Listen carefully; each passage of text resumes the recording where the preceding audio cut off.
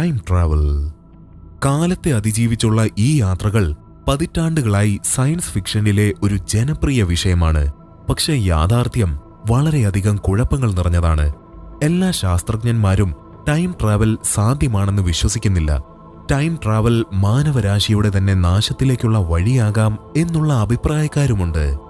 അപ്പോൾ നമുക്ക് ആദ്യം ടൈം ട്രാവലിന്റെ കുറച്ച് കുഴപ്പങ്ങൾ നോക്കാം.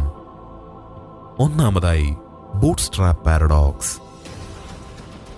ഒരു ദിവസം നിങ്ങൾക്കൊരു നിഗൂഢമായ പാക്കേജ് ലഭിച്ചുവെന്ന് സങ്കല്പിക്കുക. ആരാണ് പാക്കേജ് അയച്ചതെന്നോ എന്തുകൊണ്ടാണ് ഇത് നിങ്ങൾക്ക് അയച്ചതെന്നോ സംബന്ധിച്ച ഒരു വിവരവുമില്ല. നിങ്ങൾ പാക്കേജ് തുറക്കുന്നു. ഒരു ബുക്കാണത്. എങ്ങനെ ഒരു ടൈം മെഷീൻ നിർമ്മിക്കാം. നിങ്ങൾ ആദ്യം ഇതൊരു തമാശയായി തള്ളിക്കളയുന്നു.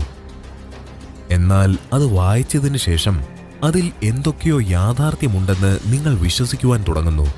അങ്ങനെ അത് നിർമ്മിക്കുവാൻ ആവശ്യമായ എല്ലാ മെറ്റീരിയലുകളും നിങ്ങൾ ശേഖരിക്കുവാൻ ആരംഭിച്ചു.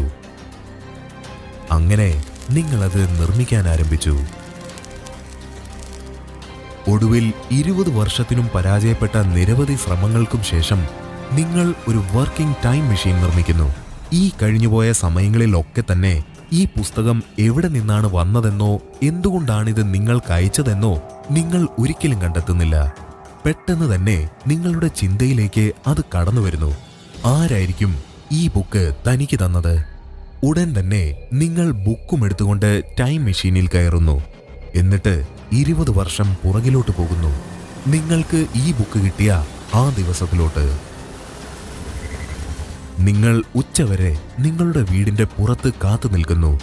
എന്നിട്ടും ബുക്കും കൊണ്ട് ആരും വന്നില്ല. ഒടുവിൽ നിങ്ങളുടെ കയ്യിലിരുന്ന ആ ബുക്ക് തന്നെ അവിടെ വെക്കുന്നു. അങ്ങനെ പാസ്റ്റിലുള്ള നിങ്ങൾക്ക് ആ ബുക്ക് കിട്ടുന്നു. അപ്പോ യഥാർത്ഥത്തിൽ എവിടെ നിന്നാണ് ഈ ബുക്ക് വന്നത്? നിങ്ങൾ ബുക്ക് കണ്ടെത്തിയാൽ മാത്രമേ നിങ്ങൾക്ക് ടൈം മെഷീൻ നിർമ്മിക്കുവാൻ കഴിയൂ. പക്ഷേ നിങ്ങളൊരു ടൈം മെഷീൻ നിർമ്മിക്കുകയാണെങ്കിൽ മാത്രമേ നിങ്ങൾക്ക് ബുക്ക് കണ്ടെത്താൻ കഴിയൂ. ഇതാണ് ബൂട്ട്സ്ട്രാപ്പ് പാരഡോക്സ്.